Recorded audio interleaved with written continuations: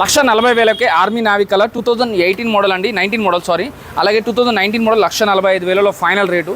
21 model వచ్చేసి 165 చెప్తున్నారు, 5,000 తగ్గి 1,60,000లో ఫైనల్గా వస్తుంది.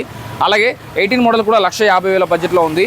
జావా బదులు కావాలంటే జావా 2 వెహికల్స్ అవైలబుల్ ఉన్నాయి. 23 మోడల్ 1,55,000 చెప్తున్నారు, 23 మోడల్ 1,65,000 చెప్తున్నారు. సింగిల్ సీట్ ఉంది, డ్యూయల్ సీట్ ఉంది.